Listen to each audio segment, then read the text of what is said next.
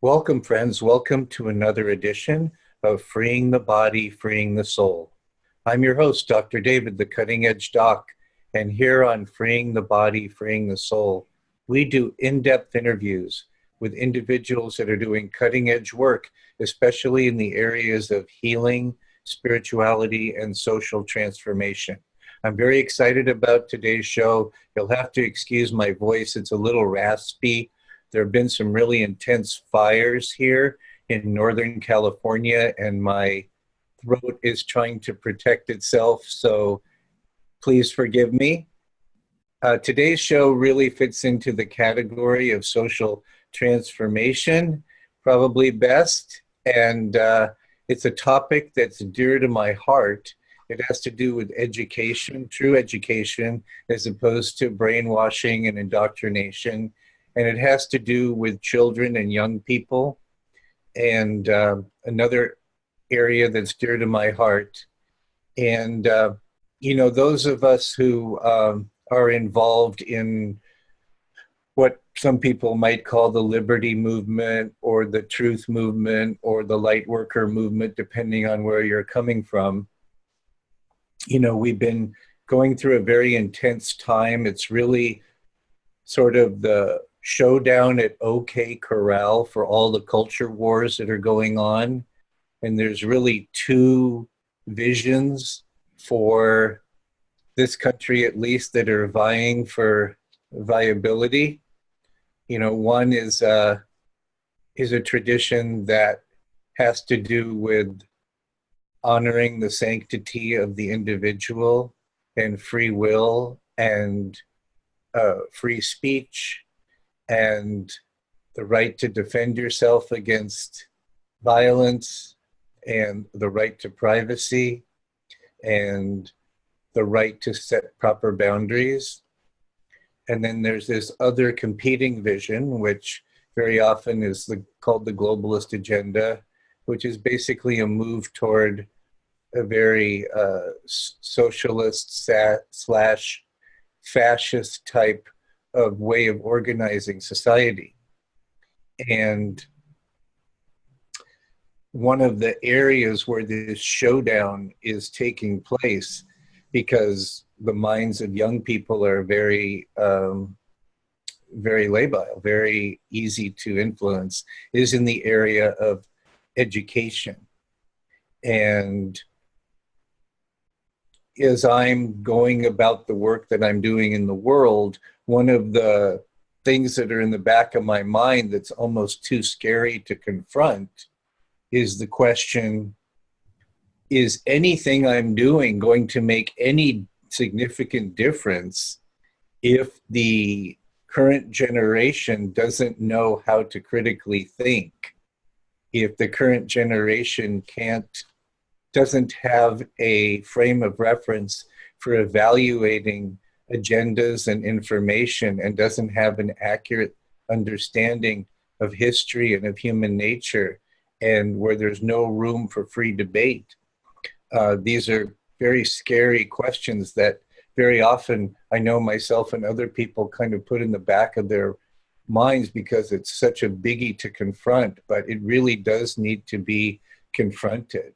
And those of you who've been following my work for a while know that I have interviewed twice on this program Dr. Duke Pesta, who I have a tremendous amount of respect for.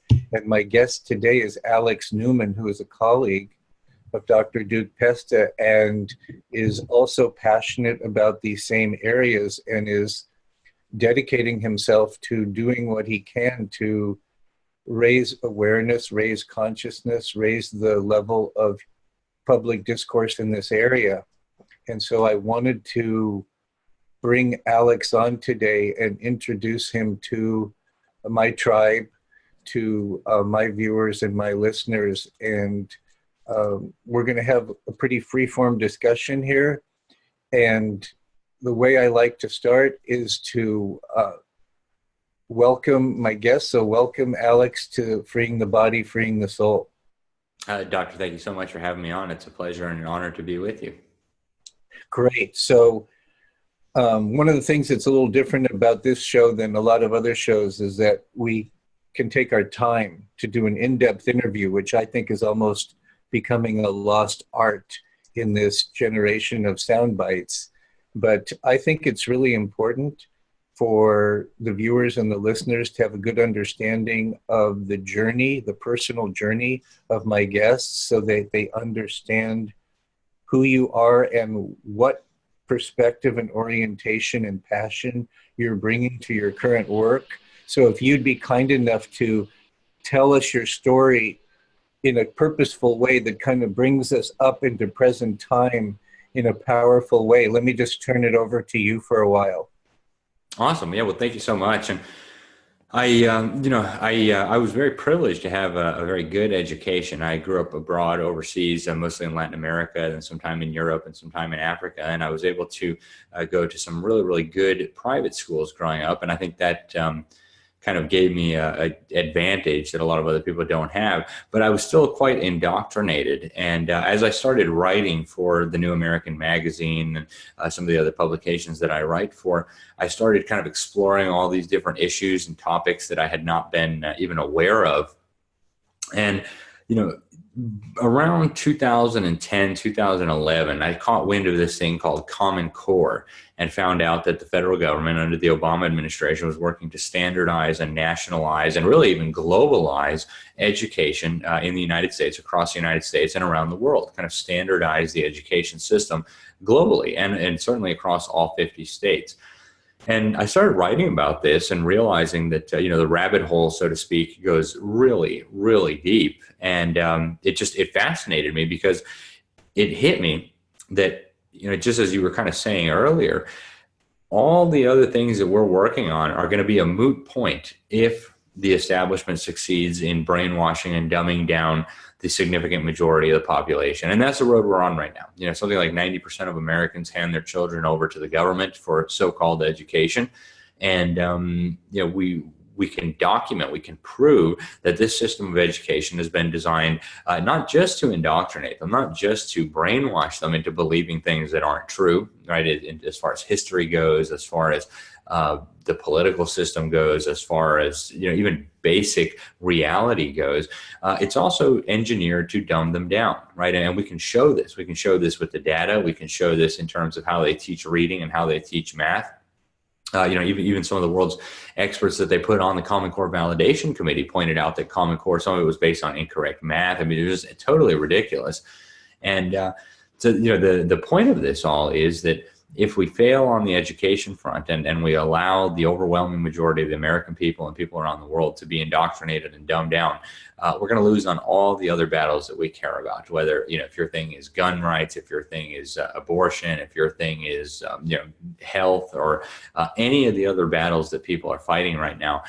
If they succeed in dumbing down and brainwashing the population, then it's all over. Right. So I co-wrote a book with a guy who became a good friend of mine, Dr. Samuel Blumenfeld. He passed away a couple of years ago, but he dedicated 50 years of his life to studying the education issue. So I learned a great deal from him about how this kind of developed over the years. And now I've made it really one of my passions in terms of, my writing for the New American, in terms of my teaching at the Freedom Project Academy, where, you mentioned Dr. Duke Pesta. I have an education blog there called the Newman Report, where I write once or twice a week on some total lunacy that's going on in the school system. And, I figure this is really a good hill to die on, so to speak, because it's connected to everything else, right? You mentioned kids who can't think critically. That's where we're moving. I mean, if we're not there already, that's where we're moving is as the older generations die off and the younger generations take over. We are going to have a society where people are incapable of even just rudimentary basic thinking, basic, logical and analytical skills, being able to understand the world around them, to just, these emotional Pavlovian responses to things. And, the consequences of that are just too terrifying to contemplate. So we can't allow that to happen. And that's kind of what I've made my passion over the last few years. And what I intend to continue doing going forward is trying to educate the American people and trying to ensure that as many children as possible are protected from a system that's designed to dumb them down. And so that's basically what I do. Yeah. Well, before we get into solutions, let's rub our noses in this problem. I think a lot of people that are listening or watching have a sense that it's not good, but they don't know how ghastly bad it is. Like, they have memories of what it was like when they were in school and it was decent. But let's really get into how bad it is and Sure. how shockingly bad it is. And then I may interrupt you and ask some questions, but I think to have the impact I want to have in this conversation that's going to really lead to some action, we need to get our emotions engaged a little bit more. So, how bad is it? And how do we know that it's that bad? I mean, how bad is it, and why do we know that's not just your opinion? Great questions. And, one of the things we do in the book is actually we start off going through a lot of the government's own data. And, that's the shocking thing is the government will actually tell you how bad this is if you actually read the reports, if you actually look at their data.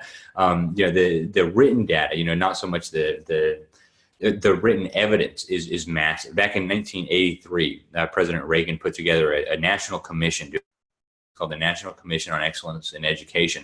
They said the system was so bad that if a foreign power had imposed it on us, we might have considered it an act of war. That's how bad they said it was. We might have looked at it as an act of war. And that was back in the 80s. The system has significantly deteriorated since then. They said back then in the early 80s that it was so bad, it threatened our future as a nation and as a people. If you look at the data from the government's own testing, what you see is that something like half of Americans are either illiterate or they're so close to illiterate that we might as well lump them in with the illiterate. So I mean, half of our country basically does not and cannot read. In some places, it's even worse. If you look at, for example, Washington, D.C., according to the State Education Agency report that came out last year, two-thirds, more than two-thirds, in fact, 68% of the population of Washington, D.C. is functionally illiterate. I mean, they cannot read their high school diploma. They cannot read, the back of the soup can when they go to the grocery store. They are completely illiterate. They might know the stop sign because, it's obvious and it's bright red and it's an octagon. But beyond that, they are just completely illiterate. They're enumerate as well. They can't do mathematics even at a very basic level. So think about what the consequences of this are when you have half of your country, in some places two-thirds or more. And when you look at the younger ages, it's getting worse and worse, right? You have, according to the National Assessment of Educational Progress, you have in a lot of places, you have 3/4 of the kids are not even proficient in reading. They can't read at even a basic level. In the 8th grade, in the 9th grade, in the 10th grade, you have kids who cannot read. You have kids graduating in massive numbers by the millions who cannot read their own high school diploma. That's how bad it is, right? And in fact, some of that's even deceiving because it's even worse than the government lets on. They keep dumbing down the tests. If you look at the SAT scores as another interesting metric, what you find is that the smart kids of today are dumber than the dumb kids of the 1960s. So we are on a downhill slide like people can't imagine. Say that last sentence again. You said that kind of quickly, but it's a powerful statement. So the smart kids of today are dumber than the dumb kids back in the 1960s.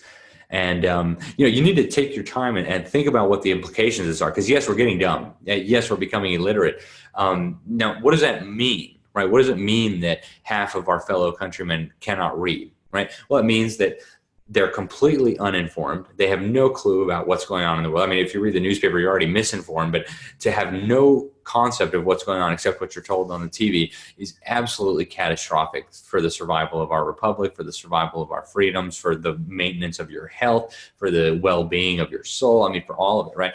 And we know how they did this, right? It's not some kind of mystery. In fact, I was surprised the New York Times admitted it a couple of weeks ago. But back in the 1840s, they tried out this idea called the whole word method in the public schools of Boston. Public schools were this kind of new experiment. And the whole word method of teaching reading proved to be such a disaster that within a few years, the school bosses, the school headmasters, they call them, decided this is ridiculous. We're not going to continue doing it. And yet this was resurrected around the turn of the century, the early 1900s. By the time World War II was over, this was basically in classrooms all across America. And, it is very difficult to learn how to read this way, because what they do is they have the kids memorizing whole words as if they were symbols, instead of, the old fashioned way where you teach kids, hey, a P makes a P sound. And when you combine it with an A, it can be a pa, or, whatever. So that's how our language works in written form, right? You learn how what sound the letters make, how to combine them together, and then you can decode anything that's written on a piece of paper. But if you have the kids sitting there memorizing whole words as if they were looking at Chinese, they'll have the word fish, and they'll say, well, when you see these squiggly lines like this, that means fish, right? And they originally thought about that to teach deaf children to read, and that made a lot of sense, because deaf children can't hear sounds. But when you apply that to non-deaf children, what you have is what we have today, a cataclysmic situation where most Americans will not read anything, right? They won't read a book for fun. They couldn't read a book if their life depended on it. That means they don't know anything about the Constitution. They don't know anything about the Declaration of Independence. They don't know anything beyond what the government school told them, beyond what the television, CNN, and Fox News told them. And what are the implications of that? The implications are that anything that the powers that be want to conceal from you, all they have to do is make sure it doesn't appear on the television. And that's a pretty simple matter when you only have a couple of companies that control everything that appears on the television. So we are in a very dangerous situation right now. The situation is absolutely catastrophic, right? To give a couple more anecdotes, the Common Core people, right? A lot of establishment insiders came together and they said, we're going to nationalize the curriculum in the United States. And they put together what they call the Common Core Validation Committee. And this committee had two subject matter experts, and only two subject matter experts, one in mathematics and one in English. The one in English, who I know, her name is Dr. Sandra Stotsky. I've interviewed her for some of my articles in the New American and for our book. She said this was an absolute disaster. She said this was going to dumb down the children. It was going to reduce their ability to think critically. It was taking out all the great literature from the education system. And instead, you're having them, read executive orders from Obama, EPA regulations on insulation in your roof. So even if the kid managed to somehow slip through the cracks and learn how to read, they're going to hate reading, right? Because they have them reading garbage. So she refused to sign off on this. So they sent her name down the memory hole and she ceased existing. Then on the mathematics side, you had one subject matter expert. His name is Dr. James Milgram. I serve on a board with him as well. And he also refused to sign off on the education standards. He said these are absolutely disastrous. Some of them are based on incorrect math. This is the most confusing, ludicrous thing I've ever seen. No way I'm signing off. So they put his name down the memory hole. He ceased to exist, and they approved the standards anyways. Now, what's going to happen now that our entire population, 90% of our students in America, are learning from these standards that are based on incorrect math, and they're going to dumb down the children, according to the only experts on the committee? Well, we're going to end up with a dumbed down population that can't do math, can't read, and can't do anything, right? And that's, I think, the exact goal. That's the agenda. So we're in a crisis situation right now where, given a long enough time period, if we continue on this trajectory, we can say with almost absolute certainty that liberty is going to be gone, our republic is going to be gone, our ability to control our own lives and our own destiny is going to evaporate.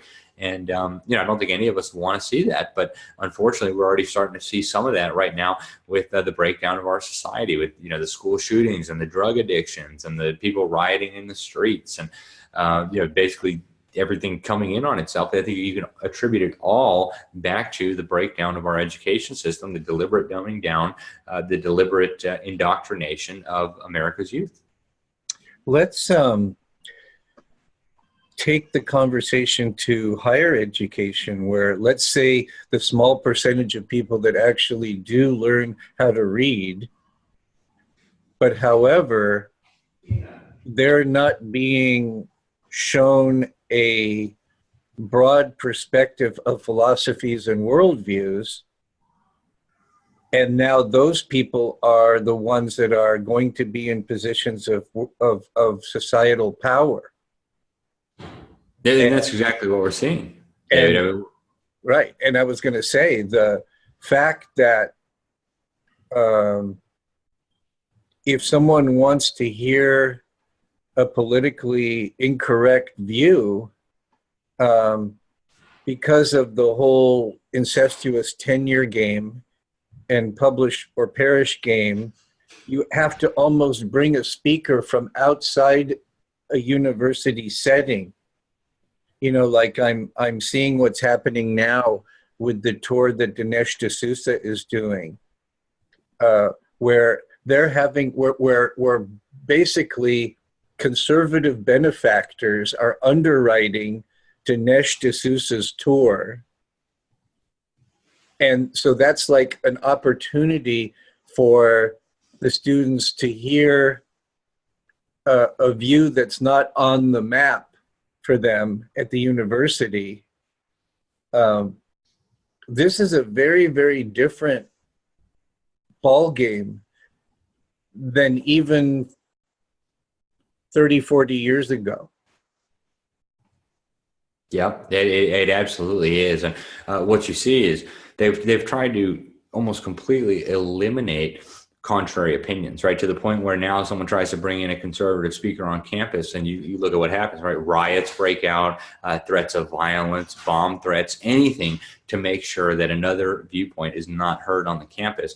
And I think what we're seeing is a direct result of what happens in the younger grades, right? They're making it so that these kids are not just not willing to hear other opinions, they're incapable of even thinking in a reasoned way, right? They've been stripped of, they've been handicapped in a way, right? They can't think logically or analytically. They can't compare and contrast two different perspectives based on evidence, based on logical principles. Instead, it's just this emotional reaction, like Pavlov's dogs, right?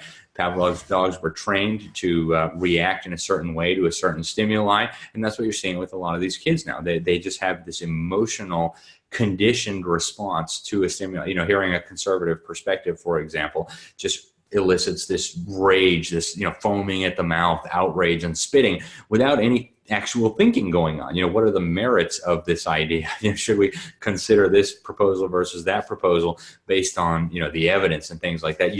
You're not getting that anymore. And as we go by, we see that this is becoming increasingly extreme, and we get exactly, the type of thing you mentioned, where these conservative speakers that do manage to get onto a college campus, they have to come in with armed security, and they have to keep the outraged mob at bay, and there's fires and there's bombings and smoke grenades. And this is just, I think, a sneak preview of where this all ends up if we continue on this same path, to the point where you won't be able to hear another perspective. You won't be able to offer another perspective, because it will cause this kind of emotional freak out, right? It's not a logical response of, hey, well, I disagree with your perspective because, I think this is more compelling. It's a roar type of response, like, an enraged animal. And, the implications of that are absolutely terrifying, because you're right. These are the people who are going to end up in positions of corporate leadership, of government leadership, of media leadership. And, think about what that means for your freedom. Right. I mean, the fact that they cannot see that in the name of freedom, they are oppressing freedom is very scary. It is. Yeah. And I mean, the irony is incredible. They're using fascist tactics and a fascist ideology under the guise of fighting fascism, which, they basically just label any idea that they disagree with fascist. Again, this conditioned response. They don't know what actual fascism is. They certainly don't understand that they're behaving like fascists in their alleged fight against fascism.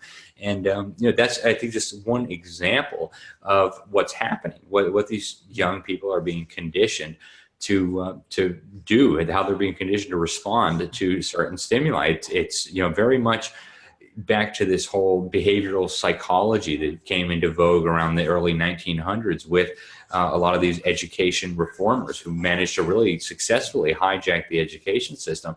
They viewed people as kind of advanced circus animals that could be trained, that could be conditioned to behave in a certain way in response to certain stimuli. And in fact, a lot of the work was pioneered in the Soviet Union, and then it came over to the United States. People like Lev Vygotsky were trying to create the new Soviet man. And sure. The idea was, you give them a stimuli and they respond exactly the way you want them to. And that's exactly what we're seeing now in young people in huge numbers. And, that's not to say that everyone who ever went to a public school is going to end up, a robot incapable of thinking. But unfortunately, many, many of them are, enough to where our future, our freedom are all under threat. And I think the assault is not only psychological on that generation. I think it's also physiological, in the sense that um, the numbers of vaccinations, the exposure to pesticides, heavy metals, electromagnetic fields, food that's grown in poor topsoil, uh, fluoridation of the water supply. Um, there's a lot of physical factors that are influencing brain function as well that gets combined with these psychological factors. And then you have sociological factors, like the fact that there's a breakdown of the family unit, the fact that the mother can't afford to stay at home anymore when the child is young. The many factors come together, and you can debate whether this is by design, by evil design or not. I tend to be on the side of the discussion that a lot of this is by design. But you don't even have to agree with that viewpoint in order to form alliances with other people that are concerned about the data and about the issue. But again, I think we have to confront the fact that there's an emotional component to this, that it's such a big issue, it's almost unconfrontable. But if we have the courage to take a deep breath and begin to face it, and realize that you and I aren't just giving our opinion here, but there's a tremendous amount of evidence to back up the fact that there are these problems and how severe it is. And then we could debate to what degree it's by design, and if so, who's designing it and why. But we don't even need to go there in this conversation for today's purposes. So if there was truly a free market in education, if public education wasn't so subsidized, the problem would probably be solved fairly easily. The free market of ideas and results would demonstrate that for probably 1/5 to 1/10 of the cost, you could produce human beings that are happier, more productive, more creative, etc. And there'd be a natural movement over time as it became more apparent that the people who went through the public schools couldn't compete in the marketplace on any level with private education that was producing a much better product, shall we say, at a much lower price. I would think the problem could get solved within maybe a generation's time, but we're not in that type of world. So that complicates the building a bridge from where we are to where we could go. Combined with the fact, another problem is that a lot of the parents of today and a lot of the teachers of today are young enough that they were subject to many of these same forces going through their education. And so it's like the blind leading the blind and a lack of a sense of true north. And of course, I'm sure you're familiar with the communist strategy that if you could influence 3 consecutive generations of a society into their thinking, you pretty much own that society. And so we're kind of dangerously close to that tipping point. And so given the complexities that I'm raising, on a strategic and tactical level, what do you think are some of the critical what's some of the elements of the critical path to where we could be going? Like, I do what I can to share with people about the the virtual school that Dr. Pesta is the head of, where they're producing high school graduates at, I guess, about maybe an eighth of the cost of public education. And they're producing a human being who's much healthier, much brighter, much more set up to be self-sufficient, someone who has the capacity to be a citizen in a republic. But many people don't know about what he's doing. And so I'm just leaving it open for you to take the conversation where you'd like. Basically, now that we have a sense of the magnitude of the problem and the complexity of the problem from many different angles, as an expert who's studied this 100 times more than I have, where do you think we can where do we get the most bang for our buck?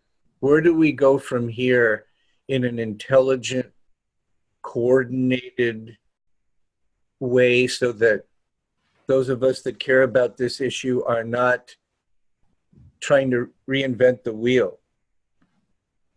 Yeah.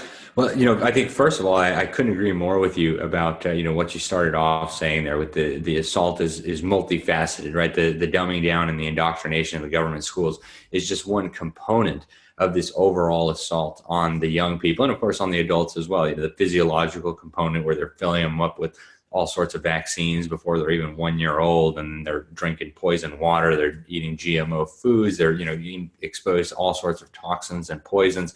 That combined with, like you mentioned, the breakdown of the family, which is of course deliberate and engineered, combined with, the drugging of the kids. Say, oh, you're misbehaving because you're being dumbed down and indoctrinated and your food is full of poison. Well, here, we'll give you some amphetamines, right? That should help. This is a full-blown assault on these people. And it's hard to escape from the grip of that. And, as to the question about whether this is engineered or not, I would say it's 100% engineered, and I forgot to add to the Hollywood component, right? They kind of reinforce all the filth and the garbage that they push on the kids at school through what appears on the television and the entertainment and the music and all the rest of it. And, I think when you look at the big picture here, it's so obvious that this is engineered. It's so obvious that this is coordinated that, I think a big part of the solution to get into, where do we go from here? I think a big part of the solution has to be exposing the people who are behind this. And to that end, we just put out a special issue in the New American earlier in 2018 called The Deep State Pulling Strings Behind the Scenes. And we also put out one a couple months ago called The Deep State in Action, where we highlight first of all, who these people are, right? We have obviously the federal bureaucrats are a problem. Then we look at the organizations involved, at the Council on Foreign Relations, the Bilderberg Group, the secret societies like Skull and Bones and the Bohemian Grove, and how they all work together and how they all pursue this same agenda that really ultimately leads us toward a global system of totalitarian rule. And, I think that's one of the big parts of the solution is to show people. And I think a lot of people now have a sense that something is wrong. Somebody is manipulating things behind the scenes. If you look at the latest polls that have come out, you have the Monmouth University Polling Institute saying that 75% of Americans are concerned about the deep state. Right? They just don't quite have a full understanding of what the deep state is. And so when you explain to them that, hey, the reason why your kid can't read and the reason why your food is toxic and the reason why there's filth on your TV and the reason why you don't have a job and you're stuck on welfare, the reason why your country is being sold out and you have inflation, the reason why all of this is happening is because there is a group of individuals who want it to be happening, who are causing it to happen. I think that's incredibly powerful. But in terms of, what can Could I interrupt you for a second there? No, absolutely. Please do, yeah. Along those lines, specifically focusing on the education agenda, wasn't Bill Gates very involved in that?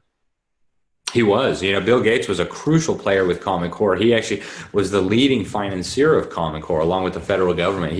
And people always think I misspeak when I say that he put more than $2 billion of his own money, $2 billion with a B, behind Common Core, on the creation of Common Core, on imposing it on the states, on funding the propaganda that convinced people that they ought to accept this at the very least. And, we know what his agenda is. He speaks openly about we need to reduce the population. We need to, get rid of so many humans. He's a big funder of Planned Parenthood. He's a big time globalist who loves the United Nations. This is a guy whose ideas are completely at odds with everything that America was supposed to stand for, everything that somebody who loves liberty would stand for. And so, the fact that he's been so involved in this, I think is a major red flag. And he very clearly is one of the people, when we talk about the deep state, he's very clearly is one of the people who are involved in this, right? You have this whole network of billionaires, and it's almost like they divide up tasks among themselves. So Bill Gates got to handle the education thing. Soros kind of George Soros funds the subversion and the riots in the street and all the rest of it. And the Rockefellers, of course, fund the Council on Foreign Relations and all these different tax exempt foundations that provide the money for the studies that support this craziness and all the rest of it. So it's all a big club, and we're not in it.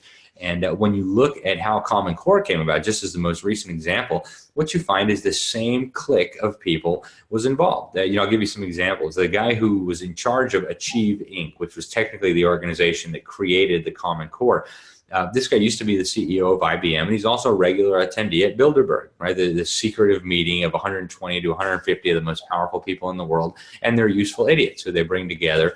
And they come out of these meetings and they'll tell you, oh yeah, we're working toward a world government, and it's for your own good, you dummies. Because if we don't have a world government, you guys will just do bad things. We're setting policy behind closed doors, but you don't need to know about that. Go back to caring about the Kardashians or Bruce Jenner or whatever it is that we're going to distract you with today. So there absolutely is this clique of people who are designing this to bring about the result that they want, which is a dumbed down population that's easy to manipulate, that will be willing to surrender its liberties and surrender this heritage of liberty that Americans were fortunate enough to be blessed with.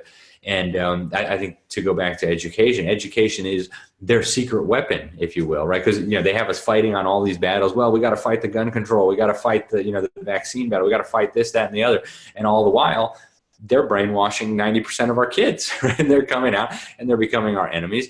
They're demanding tyranny. They're demanding globalism. They're accusing us of all sorts of crazy things if we don't agree with their hysterical positions.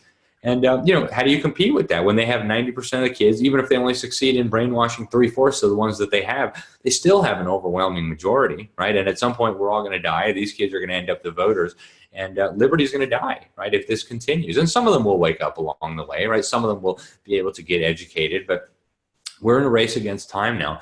And so one of the simplest things that I think parents can do, or grandparents, or aunts and uncles and neighbors, right? And if you have kids in your life, and everybody's got kids somewhere in their life, you need to make sure that they're being protected from this indoctrination. And there's a lot of options, right? You mentioned Freedom Project Academy is a fantastic one, right? It's very, very low cost. It's something like 1/10 the cost that a lot of these school districts are spending to produce illiterate, dumbed down people who can't think at all.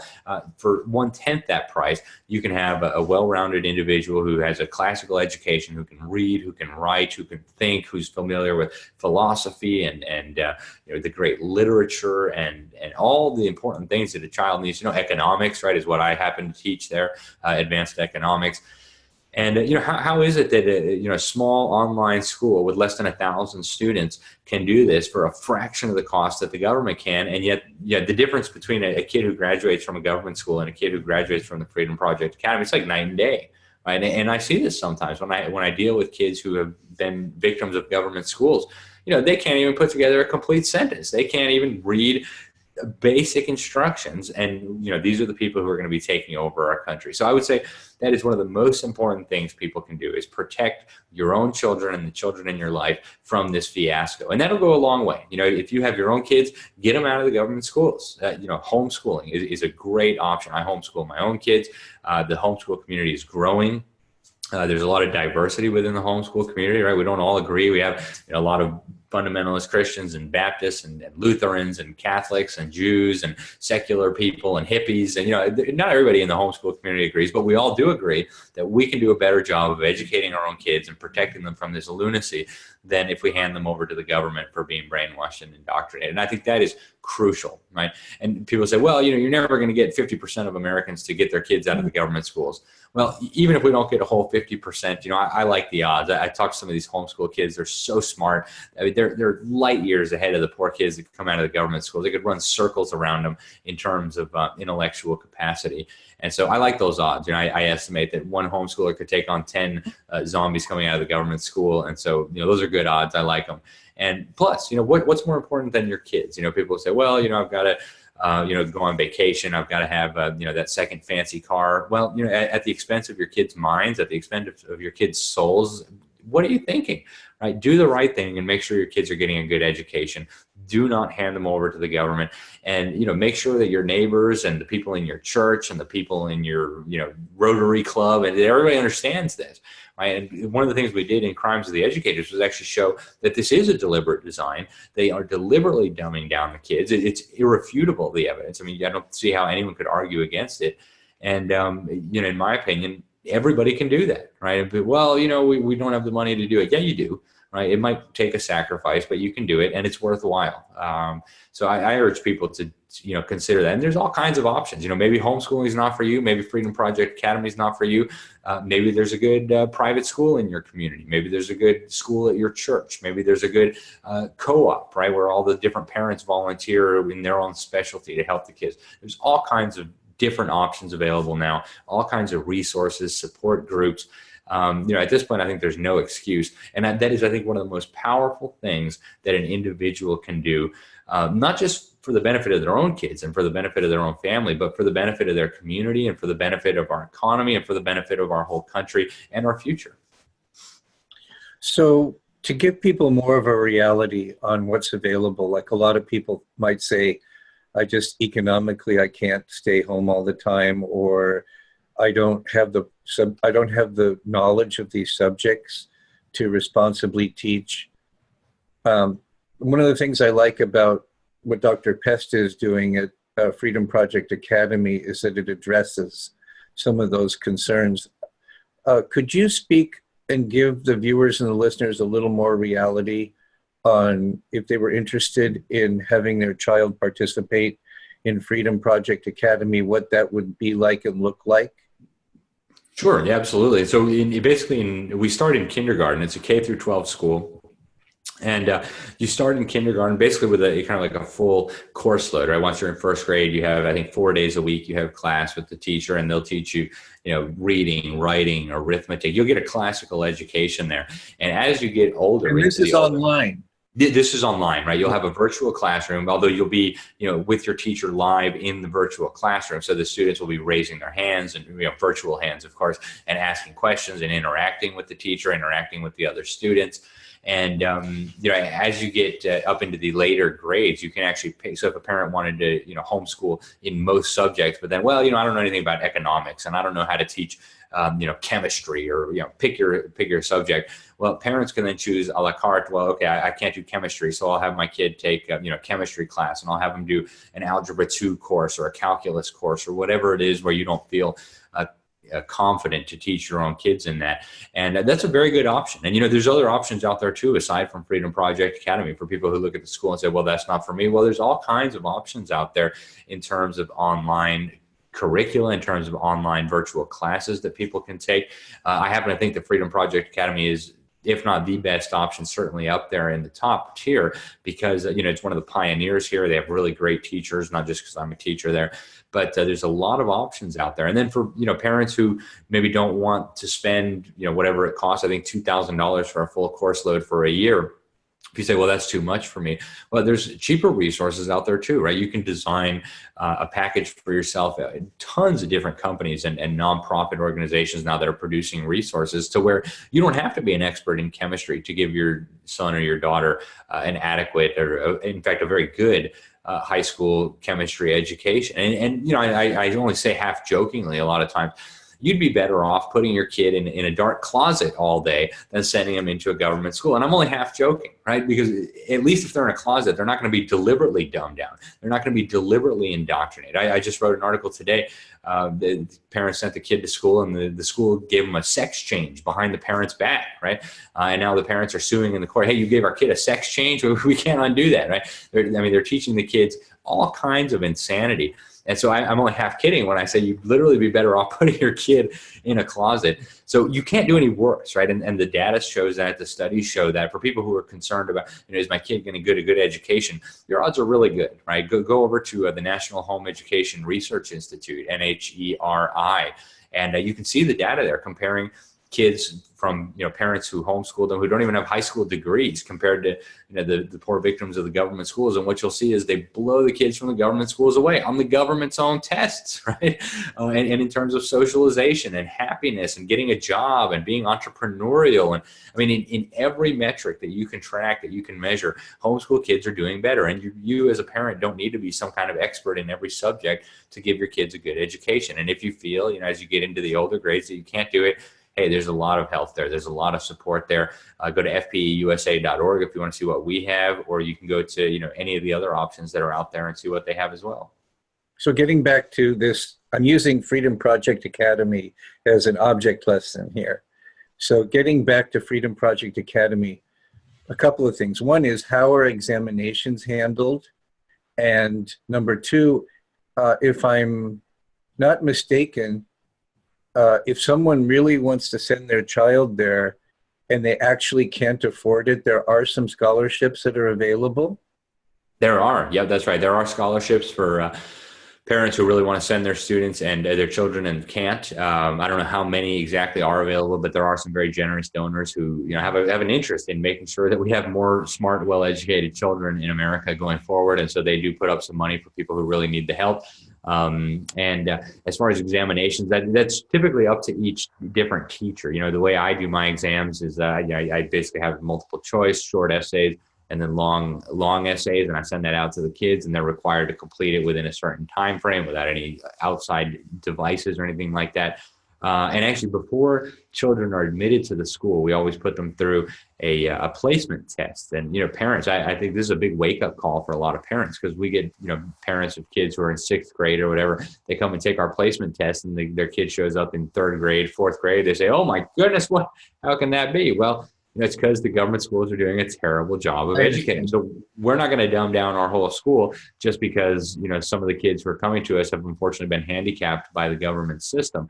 But it is a good wake-up call to parents. And, you want to get a handle on this before you get too deep into it. You don't want to wait till they're in 11th grade and then you realize, oh, my goodness, they can't read and they can't even do basic math. Now what, right? Now it's too late. That's one of the most evil things about public school is the financial incentive for the school to pass everyone so that their statistics look better. That's right. But anyway, getting back to the solutions, on these exams, are they on the honor system, or are they proctored by their parents, or how does that work? Yeah, some of both, actually. And there's also different systems within the computer system where you can have the students take the exam within the computer system, and that kind of bars them from doing too much else. There'll be time limits. So there is a security built into it. A lot of times parents will help out. And we do have very advanced methods of detecting any kind of cheating. Certainly it happens sometimes. Every once in a while, I'll catch one of my students cheating, just like in any other normal school. But we do our best to make sure that doesn't happen. And at least I get the feeling that the kids who come to our school are kind of a higher moral caliber. Right. They tend to come from better homes where parents do a much better job of teaching them right from wrong. And so we do have a lot of that, but there are certainly security measures in place to avoid any kind of shenanigans going on. Now, what about the issue of the fact that Dr. Pesta is very public about the fact that he is a Christian? And should that be a barrier for, say, someone who is coming from a Hindu or a Buddhist or a Muslim or a Jewish faith? Should that be a barrier to them being comfortable at Freedom Project Academy, or is that really a non-issue? Well, I would say it's a non-issue. If you're a Hindu parent and you want your kid to get a good education, the fact that we're pretty much a Christian school coming from a Christian perspective should not be relevant. I mean, if you're strong in your Hindu faith and you're teaching your kids to be Hindu, and you think you're doing a good job of that, I don't think there's any reason to be concerned.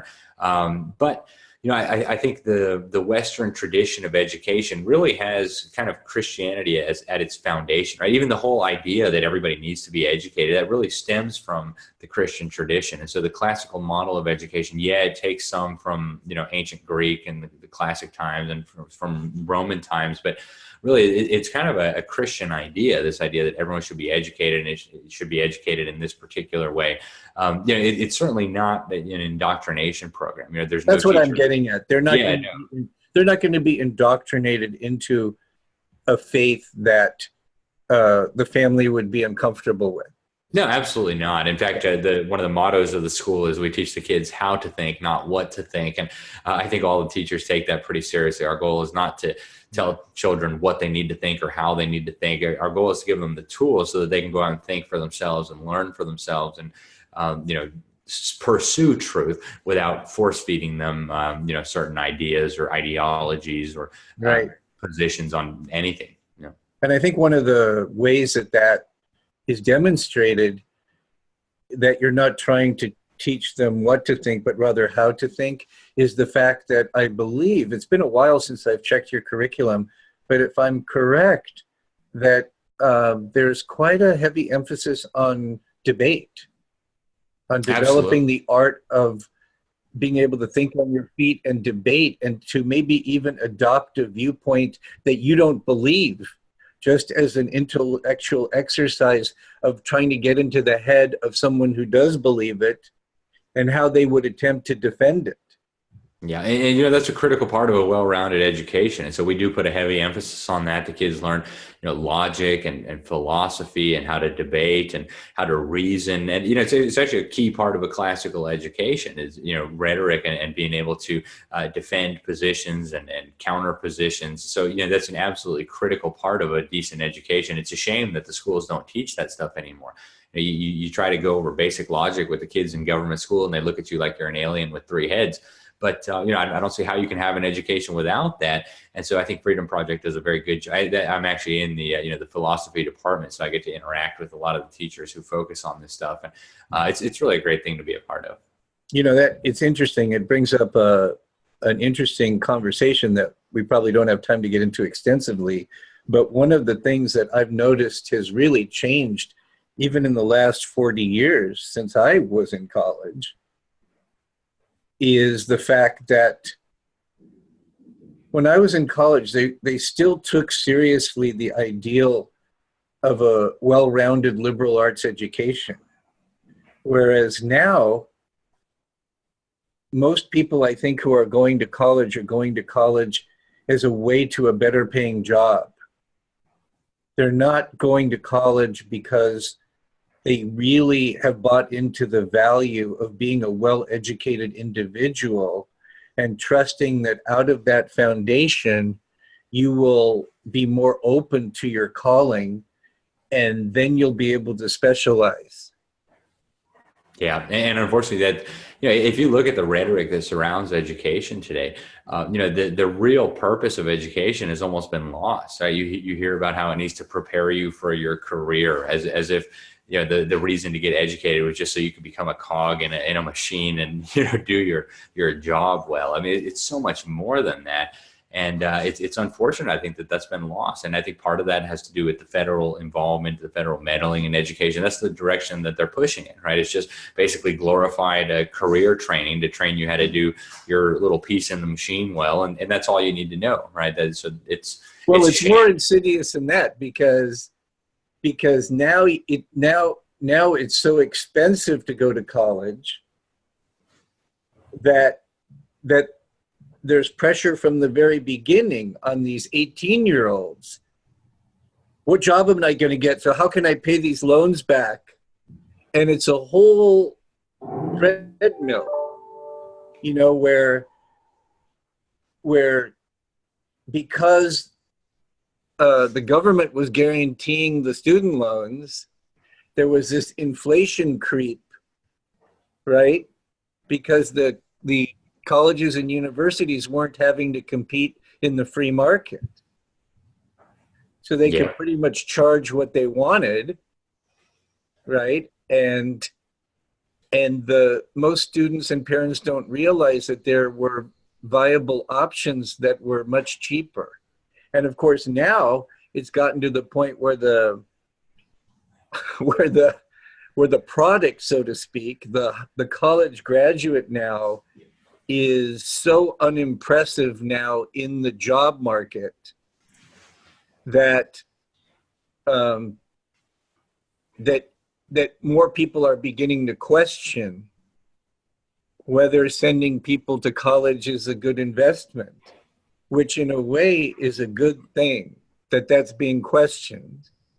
But it's very sad. And as you know, uh, student loans can't even be discharged in bankruptcy.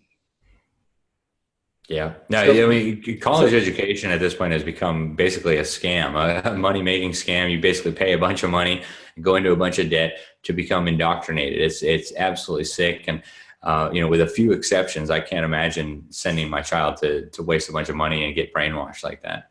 I mean, it's one thing if you have gotten to the point in your life where you authentically know you want to be a doctor, Mm-hmm. or you authentically know you want to be a lawyer, or you authentically know that you want to be this type of an engineer or physicist. That's one thing.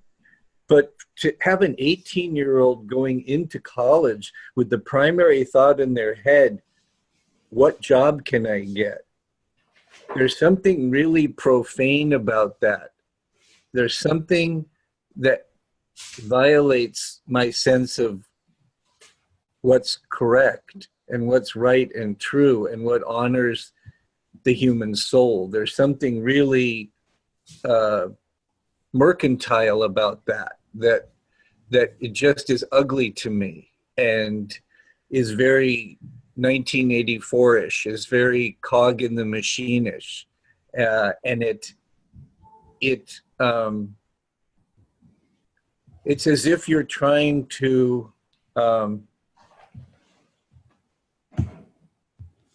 it's an assault on the sacred to me. Yeah. No, it's a shame. Yeah. A college education was supposed to kind of be this way to pursue truth and gain knowledge and become, wiser. And unfortunately, it's become for many people just exactly the opposite. And you're right. There's some, if you're going to go learn how some particular type of engineering or medicine or something like that, there may be some value to it. And there are still, some decent universities out there, typically not the state schools. But, generally speaking, college education has just become kind of the cherry on top of this monstrosity called, public education. It's worse than a joke. It's sick. It's a sick imposter pretending to be education. And, in fact, I think it's doing tremendous damage to America's young people. And we're squandering massive amounts of money on it, right? We spend almost $1 trillion a year on the so-called education system, including universities and the secondary and the primary education. And what are we getting in exchange? Turn on your TV and you'll see. It's a sad testament to where education has gone. So where are you putting your energy now besides your teaching work? Are you writing another book? Are you aligning yourself with an organization or a project? Are you starting a project? What are you doing? Yeah, well, most of what I do is I write for the New American Magazine. I'm a foreign correspondent for the New American Magazine. And my big passion at this point is I write a lot on foreign affairs. So I focus on what goes on around the world. But also, my big passion is the education field. And so we're actually, Dr. Pesta and I and some others, Israel Wayne, E. Ray Moore, and some others are starting a big project now. Our first shoe to drop is coming in January. We're going to be publishing a special issue of the New American Magazine just on this education issue, right? Our goal is going to be to get parents up to speed on what they need to know and what they need to do to protect their kids from this. And so we're going to be really moving forward with that. I think next year we're going to be turning that into a book and basically just, full push ahead, do a national speaking tour, get as many radio, TV interviews as we can to get this message out because it's so critical. As I said, if we lose on the education battle, we're going to lose on every front. And we can't allow that to happen. So we need to, everybody can keep working on their thing. If your thing is gun rights, or your thing is, health, or pro-life, or, small government, low tax, pick your issue. Everybody keep doing what you're doing, but, get part of your energy and attention on this one issue, because if we don't focus on this, if we lose on this, all the other things that you guys care about, they're all going to be lost. And so we hope that we'll get a lot of the conservative movement, the truth movement, the liberty movement to kind of hitch one of their wagons to our engine here, so that we can move forward, expose this, and do what needs to be done. When will that dedicated issue of the New American be available? That'll be coming out in January. I think it'll be the first issue of the year. And so it'll kind of be like the deep state special issue we did, although instead of focusing on the deep state, we'll be focusing on the education issue. So, what has happened to it? Where is it going? What can you do to fight back? What are some of your options? And we hope that that'll have a big impact. And, we'll be aiming to get hundreds of thousands of those issues out, and then turn that into a book and some other projects. So, how can we access the deep state issue? And then when this new one comes out, how can we access it? Well, I appreciate it. So people can go to thenewamerican.com. We don't always put all the articles from our print issues up on the internet, but in this case we did. And so you can read all of the articles from that special issue online. You can also order copies of the special issue. I think we're on our 4th printing now. So we've gotten huge amounts of these issues out to opinion molders all over the country. Same thing with the Deep State in Action special issue that we put out a couple months ago, where we show the different strategies and tactics that they're using to bring about their agenda. You can get all those articles at thenewamerican.com. And then if you want to order, back issues of the print edition to, give your congressman, or give your state legislator, or your neighbor, or whatever, you can order those through the website as well. For those of us that are going to access it for free through the website, are you able to accept donations? Yes, there is a way to donate to the New American Magazine, and also to Freedom Project if people are interested in doing that. And, that's always appreciated. It helps us do our work. And also I hope people, even if you don't subscribe to the print magazine, which I hope people will do, you subscribe at least to our online portal. We tend to put up, I think, 5 to 10 new articles every day. We pick a selection of those every day and send them out to our email subscribers, and that's free, right? You'll get it in your inbox for free every day. If every day is too much for you, you can get every week or even every month. We'll send you a digest of the most important news. And it's a good way to just, stay on top of what's going on in the world, what the other side is doing, and how to, preserve your freedom. So, one more question I have before I turn it back over to you to share anything you'd like to share before we close it out is I want to talk about how we can leverage the fact that we have a president right now who is not totally controlled by the deep state. Trump isn't perfect. He doesn't claim to be perfect, but he does love this country, and he has a lot of guts, and he has got a lot of energy, and he wants to promote school choice. So we have somebody in the presidency right now that we can work with more than most presidents we've had recently. And do you have any thoughts about how we can leverage the fact that Trump is in office right now? It's a tremendous opportunity. Yeah, I've been giving speeches to Republican clubs across America, and across Florida, Montana, all over the place, and explaining this issue of the deep state to them. And if I had said some of these things to them 3 years ago before Trump, they would have thrown rotten tomatoes at me and yanked me out of there with a hook. And now, because Trump has kind of paved the way here, talking about the criminal deep state and exposing their globalist agenda, and using this terminology that we've been using all these years, we have a tremendous opportunity to educate our neighbors. Also, I think he is doing some fantastic work holding the line on these existential issues. There's a few issues where if we lose on those, it's all over. Mass immigration, communist China, surrender of sovereignty to the United Nations, and through these free trade agreements and things like that. And he's doing a very good job of kind of serving as a wrecking ball, destroying these things. So, I know some people who worked at high levels in his campaign, and he is the real deal. You're right. He's not perfect. He doesn't claim to be perfect. I don't necessarily agree with him on everything he's ever said or done. But, I think this is a tremendous opportunity. I look at it kind of in a worst case scenario, it's just like pressing pause for a few years, giving us the opportunity to regroup, get the word out, educate enough people to keep holding the line. And so I think this is a great opportunity for everybody, and for those people who are out there thinking, well, we can just let Trump do it all. That's not going to work. I think we need to see this as an opportunity to go out and do what needs to be done rather than as an opportunity to sit back and do nothing and just hope that someone else is going to do the work. Is there anybody in his Department of Education that you think is particularly aligned with our worldview that might be a skillful person to connect with? Unfortunately, on the education front, I've been pretty disappointed. Betsy DeVos, kind of comes from this establishment mind. She was affiliated with Jeb Bush, for example, before taking over the Department of Education. She helped preserve and protect Common Core in Michigan. So I've been really disappointed with her. And as far as deputies underneath her, I don't know of any.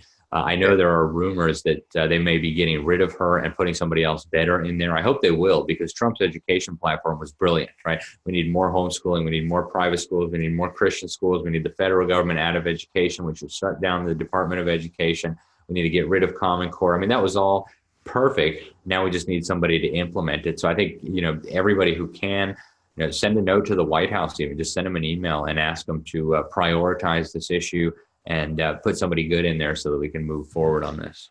One thing, a suggestion would be to, on one of your sites, to write a sample letter to Trump that we could take and put into our own words. I think that might be a useful tactic. But in the Department of Education, there's nobody you're high on. No, unfortunately not. If you look at the numbers, 99.7% of the money from Department of Education bureaucrats in the 2016 election went to Hillary Clinton.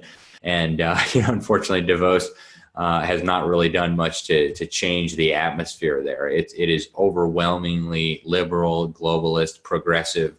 As far as, fixing that, I don't think you can fix it. It's a poison tree from a poison seed. So.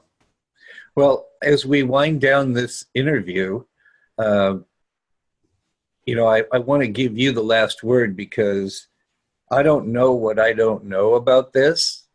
I'm just a individual who can think for myself, who cares.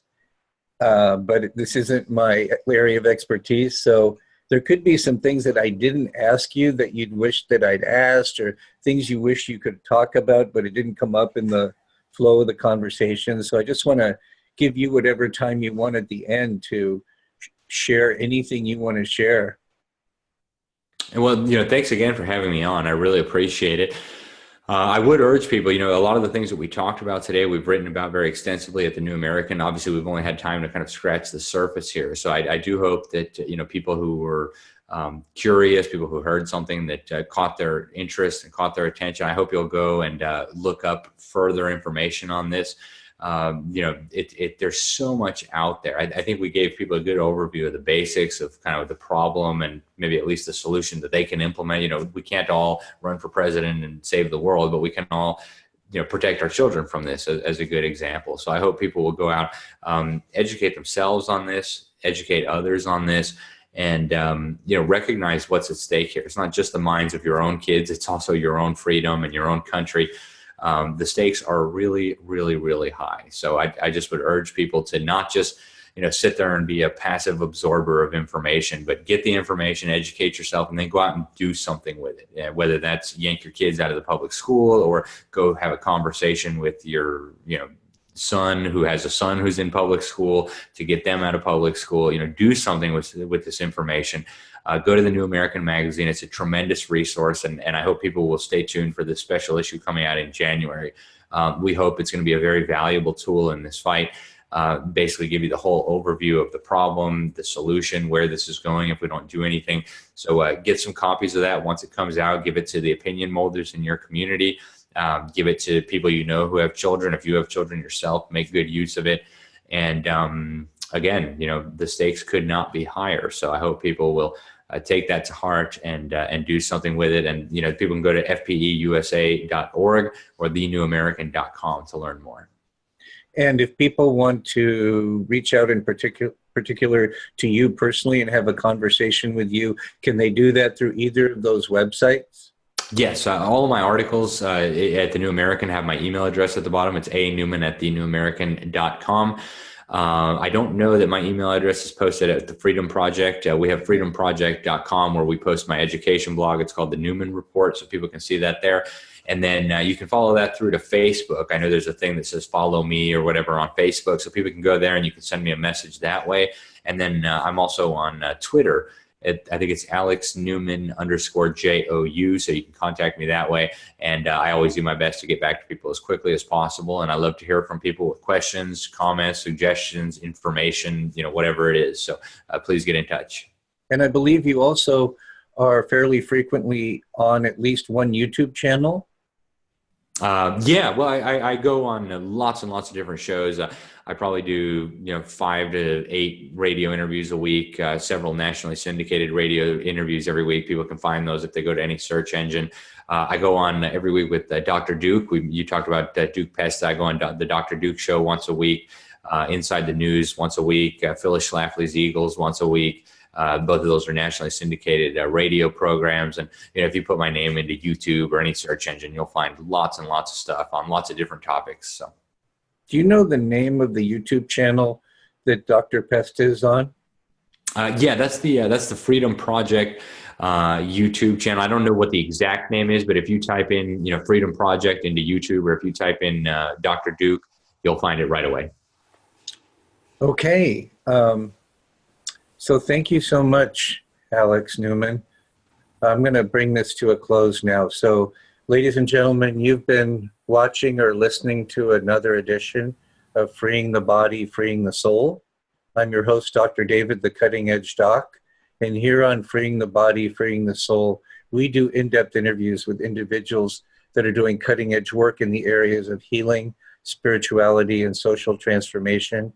My special guest today has been Alex Newman, and we've been focusing on education, both the education crisis and also creative solutions and responses to the challenge.